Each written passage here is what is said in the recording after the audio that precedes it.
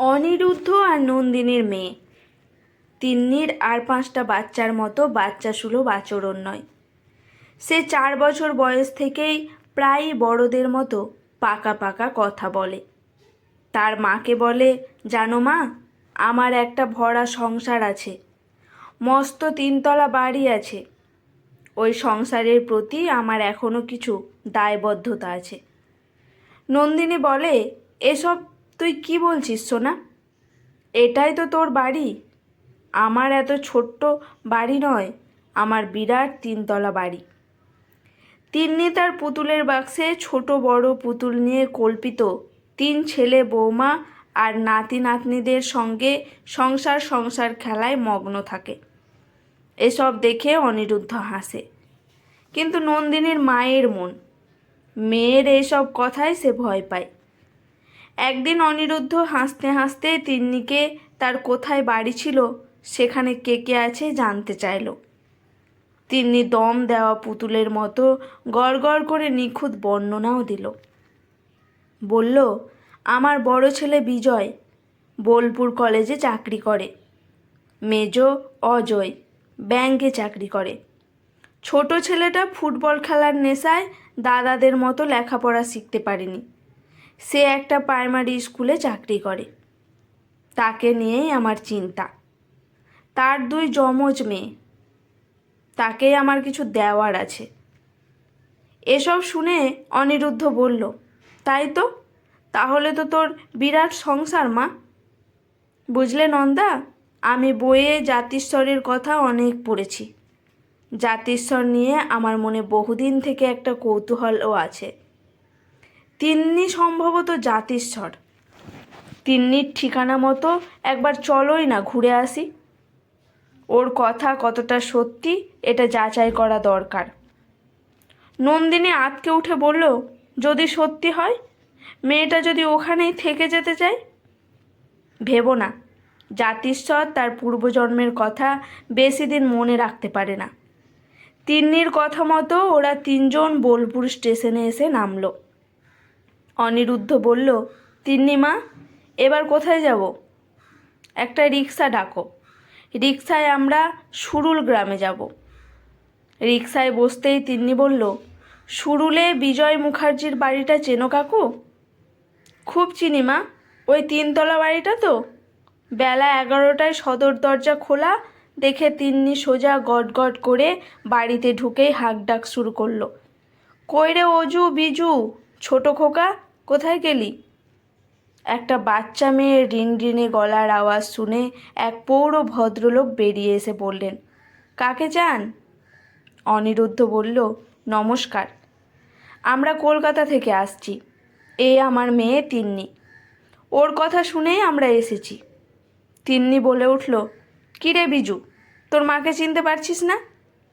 ভদ্রলোক অবাক হয়ে বললেন, কি ব্যাপার বলুন তো, কি বলছে বাচ্চা মেয়েটা?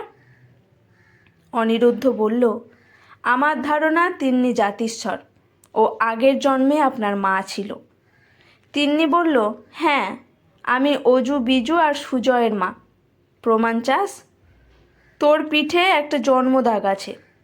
তোর ছেলের নাম অর্ক, অজুর ছেলের নাম অয়ন, আর ছোট খোকার 2 যমজ মেয়ের নাম রুনু আর ঝুনু। ভালো নাম মেঘনা আর তিস্তা।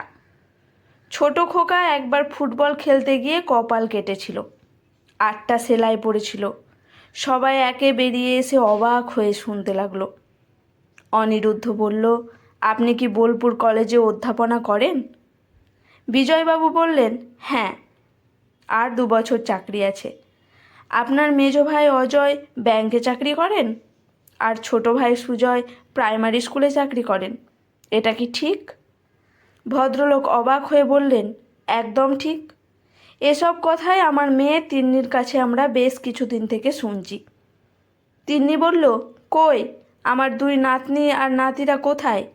ছোট খোকা, তুই এত রোগা হয়ে গেলে কি করে? অর্কর উচ্চ মাধ্যমিক পরীক্ষার ফল বেরিয়েছে। অয়ন ক্লাস 7-এ পড়ে, রুনু ঝুনু ক্লাস 5-এ পড়ে। সুজয়ের বউ খিলখিল করে হেসে বলল, আচ্ছা, আমার নাম কি বলো তো খুকু? ও মা, তুই তো আমার শোয়ের মেয়ে জয়া, আমিই তো তোকে পছন্দ করে বউ করে এনেছিলাম। তিন্নি বলল, বিজু, আরও প্রমাণ চাস? তোর বাবা মারা যাবার 2 বছর পর তোরা সবাই আলাদা হলি। তুই দোতলা নিলি, অজু 3 তলা নিল, আর ছোট খোকা 1 তলা। তুই আমাকে 4 মাস করে পালি করে 3জনের কাছে থাকার কথা বলেছিলি। আরও বলেছিলি, যখন যার কাছে থাকবে পেনশনের টাকা সেই নেবে। তোর বাবা প্রাইমারি স্কুলের টিচার ছিলেন। তখন জয়া আর ছোট খোকা বলেছিল, মা কখনোই ভাগের মা হবে না, মা আমাদের কাছেই থাকবে। কিরে, মনে পড়ে? স্যাকরা ডেকে আমার 24 ভরি গয়না সবাই 8 ভরি করে ভাগ করেছিলি তোরা। তোরা এক একজনের ভাগে আমার কী কী গয়না নিয়েছিলি সেটা কি বলবো? সুজয় ঝপ করে তিন্নিকে কোলে তুলে নিয়ে বলল, তুমিই আমার মা। 6 বছর আগে তুমি আমাদের ছেড়ে চলে গিয়েছিলে। সব কথা অক্ষরে অক্ষরে সত্যি মাগো। অনিরুদ্ধ বাবু আমাদের মা নবজন্ম নিয়ে ফিরে এসেছে। মাকে আমাদের দেবেন? নন্দিনী বলল, সেটা কি করে সম্ভব? কিশোরী রুনুঝুনু বলল, ও মা কি মজা, এই যে পুচকে ঠাম্মা। তিন্নি বলল, ছোট খোকা, তোর আগের অভ্যাসটা আর গেল না দেখছি। যখন তখন আমাকে পাজা করে কোলে তুলতিস। ওরে ছাড় ছাড়, তোর সঙ্গে আমার কাজ আছে। চল দেখি আমার ঘরে। দরজাটা বন্ধ করে দে। তিন্নি ঘরে এসে বলল, হ্যাঁ রে, আমার খাটের গদিটা পাল্টাসনি তো? না গো মা, ওই খাটে এখন তোমার রুনুঝুনু ঘুমায়। তবে গদিটা একবার তোল দেখি। আমার বেশ মনে আছে, 3 মাস ধরে আমি শয্যাশায়ী ছিলাম। জয়া 2 হাতে আমার সেবা যত্ন করেছিল। তারপরে কি হলো মনে নেই। আমার সলিড সোনার 8 গাছা চুড়ি ভাগের সময় লুকিয়ে রেখেছিলাম। আর তুই তো কখনো আমার পেনশনের টাকা হাতেই ধরিসনি। পেনশনের সব টাকা আমি ওই গদির তলায় রেখেছিলাম জয়াকে দেব বলে। দেখ তো আছে কি না। সুজয় খাটের গদি তুলতেই সব দেখতে পেল। তিন্নি বলল, ওগুলো আমি নিজে হাতে তোদের দিলাম। আমার কাজ শেষ, আমাকে খাটে শুইয়ে দে, খুব ঘুম পেয়েছে আমার। সুজয় বাইরে এসে বলল, অনিরুদ্ধবাবু, আপনার মেয়ে আমার মায়ের খাটে ঘুমিয়ে পড়েছে, আপনারা ঘরে আসুন। নন্দিনী ব্যাকুল হয়ে ঘরে এসে মেয়ের গায়ে হাত দিয়ে বলল, তিন্নি, সোনা মা আমার, কি হয়েছে তোর? তিন্নি চোখ কচলে উঠে বলল, মা, আমরা এখানে কেন? আমি বাড়ি যাব। সুজয় তিন্নির পায়ে হাত দিয়ে কেঁদে উঠে বলল, মা গো, তোমার শেষ সঞ্চয়টুকু তোমার ছোট খোকাকে শুধু দিতে এসেছিলে?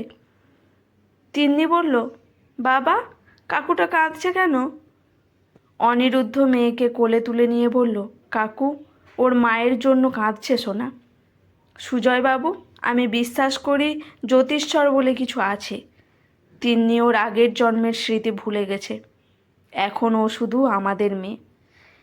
আমরা এবার উঠব। আজকের গল্পটি এখানে সমাপ্ত। গল্পটি ভালো লেগে থাকলে চ্যানেলটি সাবস্ক্রাইব করে পাশে থাকবেন।